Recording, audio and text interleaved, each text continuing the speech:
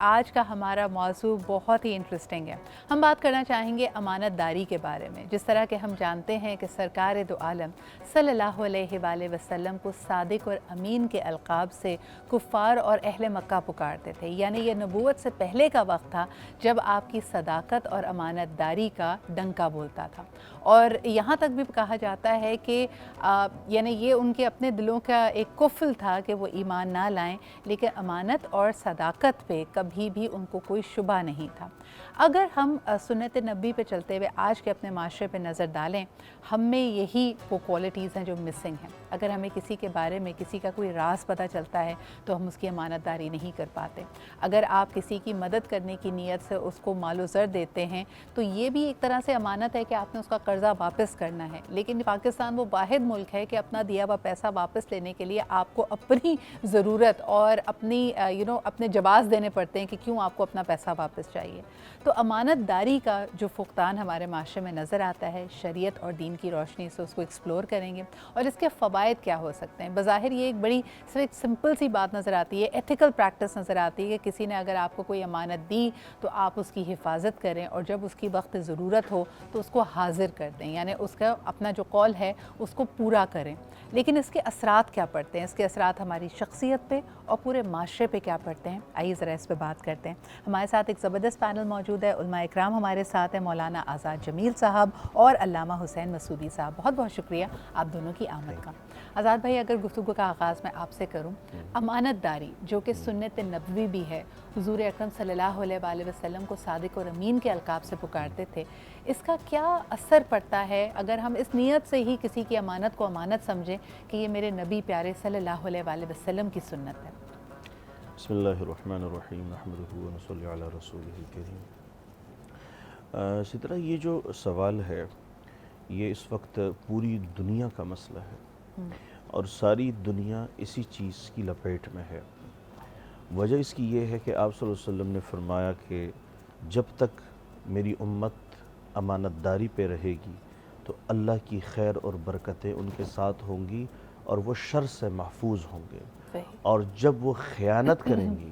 تو ان پر عذاب الہی کا قہر نازل کر دیا جائے گا۔ ان کے درمیان فرمایا، حدیث میں آتا ہے کہ اللہ تعالیٰ کا فرمان ہے کہ جب دو لوگ دیانتداری کے ساتھ اپنی کاروباری اشتراک سے ایک سسٹم لے کے چل رہے ہوں تو ان کے ساتھ تیسرا میں ہوتا ہوں جب تک وہ دیانت میں ہوتے ہیں۔ جب ان میں خیانت آ جاتی ہے تو میں بیچ میں سے نکل جاتا ہوں، ان دونوں کو چھوڑ دیتا ہوں۔ تو آج اللہ تعالیٰ نے ہمیں اور کاروبار کو چھوڑا ہوا ہے، آج اللہ تعالیٰ نے ہمیں اور دنیا کو چھوڑا ہوا ہے، آج اللہ تعالیٰ نے ہمیں حالات کے سپرد کر دیا ہے۔ چونکہ خیانت ایک ایسی چیز ہے کہ آپ صلی اللہ علیہ وسلم کی اس پر اتنی کثیر احادیث ہیں جس کا احاطہ کرنا بے انتہا مشکل ہے۔ انسان کے لیے سب سے بڑا عمل جو اس کی زندگی میں اس پر اثر انداز ہوتا ہے وہ ہے خیانت اور امانت داری میں فرق کرنا۔ جہاں خیانت کا غلبہ ہو جاتا ہے تو پھر وہاں انسان جھوٹا بھی ہوتا ہے، وہاں دھوکے باز بھی ہوتا ہے، جہاں اس کو اپنے ہی کہے ہوئے کی اہمیت کا احساس نہیں ہوتا ہے۔ یہ تو مجھے لگتا ہے کہ چلے دوسرے کو تو آپ دھوکہ دے ہی رہے ہیں، لیکن آپ کی نظر میں اپنی قدر بھی کوئی نہیں ہے، یعنی اپنے کہے ہوئے کی بھی کوئی ویلیو نہیں ہے۔ علامہ صاحب، جس طرح کہ آج کوئی بہت پرانی بات نہیں ہے، اگر ہم 2 جنریشن پہلے دیکھیں، کراچی شہر میں ہی بڑے بڑے رقم کی اور بڑے بڑے پیمانے کی جو لین دین تھی، کاروبار تھا، صرف ایک کال پہ، ایک زبان پہ کہ بھئی فلانے وقت پہ وہاں سے مال اٹھا لو، پرسوں تمہیں اس کی رقم مل دی جائے گی، نقد مل جائے گا، اور کوئی اس کے اوپر سوال نہیں اٹھاتا تھا بلکہ اس کو پورا بھی کرتے تھے۔ آج ہم اتنی لکھت پڑھت کرتے ہیں، اس کے باوجود جس نے دھوکہ دینا ہوتا ہے وہ آپ کو دھوکہ دے جاتا ہے۔ یہ بالکل صحیح بات ہے، جیسے کہ ابھی آزاد بھائی نے بھی عرض کیا کہ بات یہ ہے کہ خود اگرچہ کہ اس کو ہم سنت کے طور پہ لیں تو یہ سنت تو نہیں بلکہ فرض کی منزل میں ہے کہ لا دین لہ، اس کے لیے دین ہی نہیں ہے، جس کے لیے امانت نہیں اس کا دین نہیں ہے۔ یہ خود حضرت علی علیہ السلام بھی فرماتے ہیں اسی انداز سے، رسول نے فرمایا کہ دین نہیں ہے، جس کے جو امانت دار نہیں وہ دیندار نہیں ہے۔ دیندار تو ہو سکتا ہے، دیندار نہیں ہو سکتا۔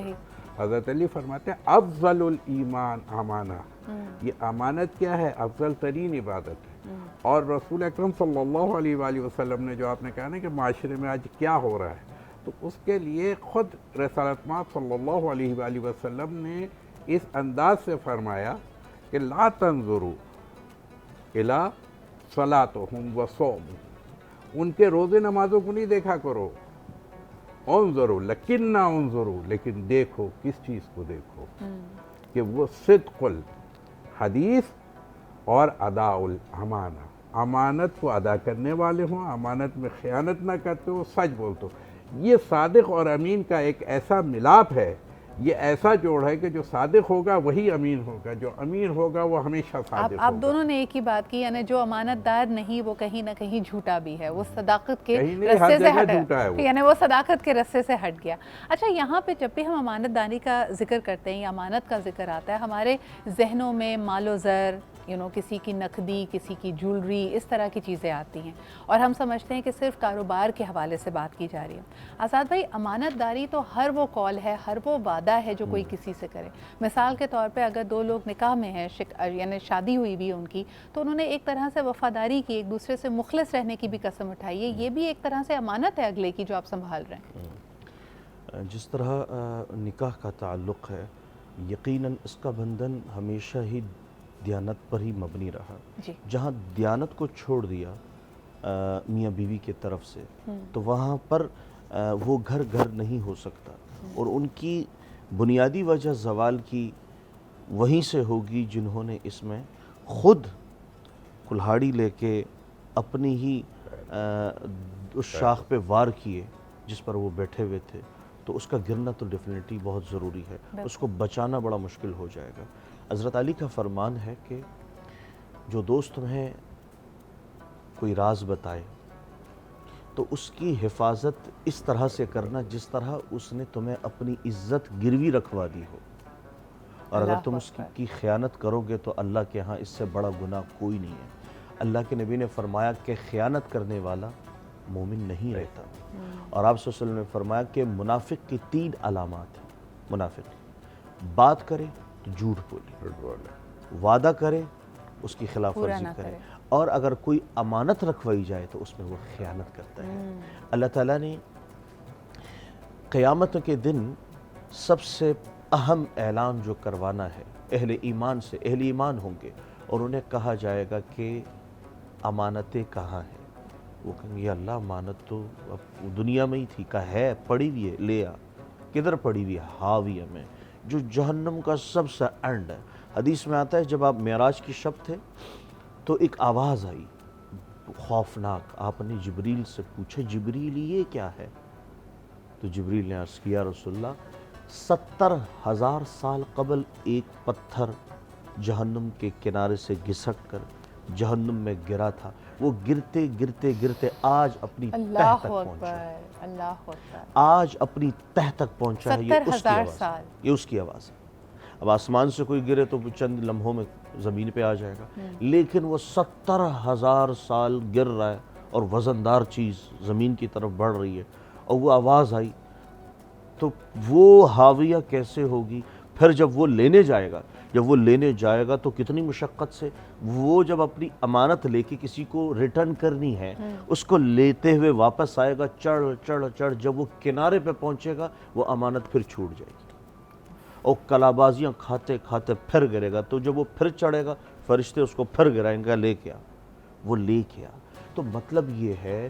میں تو یہ کہتا ہوں کہ بڑی خوفناک بات ہے کہ ایک ایسی امانت جس کا ہم پر قرض تھا اور میں اس کو لوٹا نہ سکا، اس کے لیے تو آپ پیچھے اگر لوٹ کے دیکھیں تو اللہ تعالیٰ قرآن میں فرماتے ہیں ان اللہ لا يحب الخائنین، اللہ تعالیٰ خیانت کرنے والوں کو پسند نہیں کرتے۔ تو جہاں پر خیانت کی اتنی مقدار ذکر کی ہے کہ کہیں پر اس کا شبہ آ جائے، اس شخص کی گواہی ایکسیپٹیبل نہیں ہے، وہ شخص گواہ کبھی نہیں بن سکتا، وہ جج نہیں بن سکتا۔ تو لہٰذا ہم اپنے جن جن مناصب پر ہیں، جیسے کہ آپ نے اشارہ کیا، بیوی ہے، شوہر ہے، ماں ہے، باپ ہے، بیٹا ہے، بہن ہے، اور اسی طرح کوئی کسی منصب پر ہے، کسی پوسٹ پر ہے، تو اس کی پوسٹ کا سب سے بڑا جو اس سے تقاضا ہے وہ ہے امانت داری۔ اگر امانت داری آپ نکال دیں گے تو حضرت عمر بن خطاب رضی اللہ عنہ فرماتے ہیں کہ کسی کے رات کے تہجد کی نماز میں رونا تمہیں دھوکے میں نہ ڈال دے۔ امیر المومنین یہ کیوں؟ رات کو تہجد میں اکیلا رو رہا ہے، کہ یہ تمہیں دھوکے میں نہ ڈال دے۔ اس کے ساتھ لین دین کرنا، اگر وہ معاملات میں پورا اترے تو پھر کہنا کہ یہ اچھا آدمی ہے، ورنہ کسی کے بارے میں یہ تصور کر دینا، خیالی تصور، بظاہر انسان خوبصورت ہوتا ہے، خوبصورت نہیں ہوتا۔ میں کہتا ہوں ہر اچھا آدمی خوبصورت ہو، سدرا یہ دلیل نہیں ہے، ہر اچھا آدمی خوبصورت ہو، لیکن خوبصورت آدمی ہوتا ہی اچھا ہے۔ نہیں، آپ نے بڑی خوبصورت بات اس طرح کی کہ ہم بچوں کو بھی جو کہانیاں سناتے ہیں اس میں جو ولن ہوتا ہے یا نیگیٹو کیریکٹر ہوتا ہے اس کو ہم بڑا خوفناک بناتے ہیں، لیکن دنیا میں جو آپ کے بدترین دشمن ہیں، جو آپ کے راز کی حفاظت نہیں کرتے، جو آپ کو دھوکہ دیں گے، جو امانت میں خیانت کریں گے، وہ بڑے اچھے چہرے بنا کر آتے ہیں، بڑے خوبصورت لگتے ہیں، بڑے خوش لباس ہوتے ہیں، اور ان کی زبان سے بھی، ان کے لہجے سے بھی شیرہ ٹپکتا ہے۔ ایک کالر ہمارے ساتھ ہیں، ان سے ذرا بات کرتے ہیں۔ اور دوسرا ایک اور معاملہ، جیسے یہاں پہ ابھی ہم نے شوہر اور بیوی کا ذکر کیا، کاروباری لین دین کی بات کی، وہ شخص سب سے زیادہ بے بس ہوتا ہے جو اس دنیا سے رخصت ہو رہا ہوتا ہے، اور اس کے پیچھے اس کے اہل و عیال ہوتے ہیں، اس کی والدہ ہیں، اس کے بیوی بچے ہیں، اور اگر وہ کسی کو امین بنا کر جائے کہ میرے کاروبار کا، یہ میری چیزوں کا خیال رکھنا، اور جب میرے بچے اس عمر کو پہنچ جائیں، جب وہ بالغ ہو جائیں تو ان کے حوالے کر دینا، وہاں پہ دیکھا گیا ہے کہ جو اصل لوگ بھی ہیں، جو اصلی رشتے بھی ہیں، جو خون والے رشتے ہیں آپ کے، وہ بھی میرے خیال میں کبھی نہ کبھی اس آزمائش پہ پورے نہیں اتر پاتے۔ اس پہ ہم بات کرتے ہیں کہ یتیم کی امانت میں اگر خیانت کی جائے تو اللہ تعالیٰ اس حوالے سے کیا کہتے ہیں۔ اس وقت ہر انسان کو ضرورت ہے، اگر آپ کے پاس ایک رقم پڑی ہو اور اچانک سے کوئی ضرورت آ جائے لیکن وہ ہے کسی کی امانت، کیا اس میں سے خرچ کیا جا سکتا ہے؟ ہر ایک کو ضرورت ہے، تو ہر زمانے میں ضرورت ہے، یہ آج کے زمانے میں صرف نہیں ہے، لیکن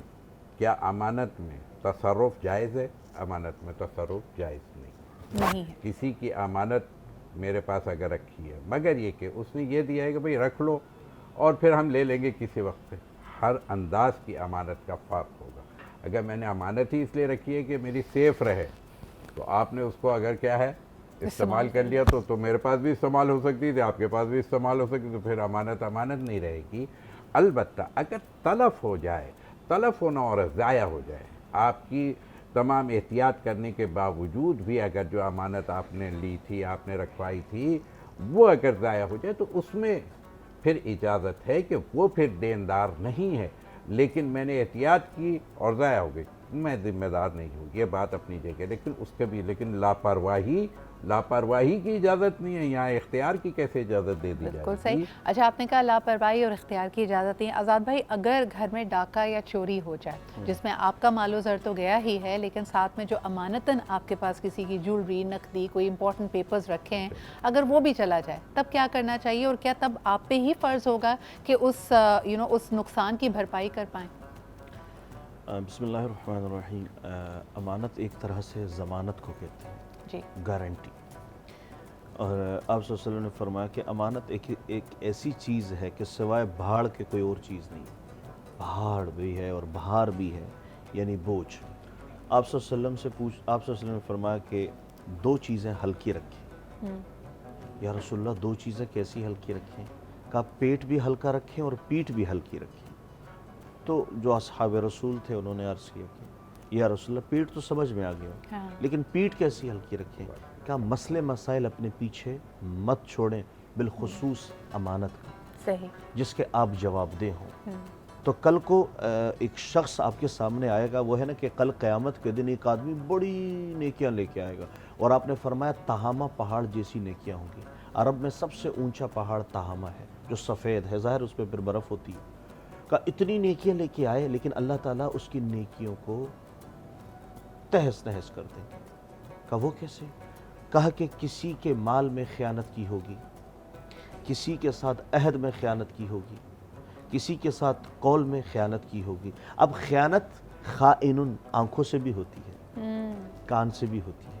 ہاتھ سے بھی ہوتی ہے، بیدیہ ہاتھ سے بھی ہوتی ہے، وہ پیروں سے بھی ہوتی ہے، وہ دل سے بھی ہوتی ہے خیانت۔ اب رہا آپ کا سوال کہ یہاں پر کوئی ڈھاکہ پڑ گیا، کوئی چوری، کوئی سنیچنگ واقعات ہو گئے، تو وہاں پر تو وہ ایک حادثہ تھا۔ جی اب حادثے کی صورت میں اگر وہ مکلف ہے کہ وہ ان کو وہ چیز پرووائڈ کر سکتا ہے تو بہت اچھی چیز ہے اور اچھی بات ہے۔ صحیح۔ اس شخص جس نے یہ نقصان بھرا ہے اس کے مال و متاع میں کمی واقع نہیں ہوگی، اور یہاں تک کہ امانت داری پر عبور جبھی حاصل ہوتا ہے جب وہ نقصان کی بھرپائی کرتا ہو۔ بالکل صحیح۔ اچھا علامہ صاحب، اگر یہ بتائیے کہ کسی شخص کے پاس امانتاً کچھ رکھوایا گیا ہو، چاہے وہ نقدی ہے، کوئی بھی اہم چیز ہے، اور وہ اس کے اس راز کی پاسداری کرتا ہے، کسی کو اس نے نہیں بتایا، لیکن وہ اس دنیا سے رخصت ہو جائے، تو تقاضا کرنے والا اگر گھر والوں کے پاس پہنچے اور اس کے پاس کوئی ثبوت نہیں ہے،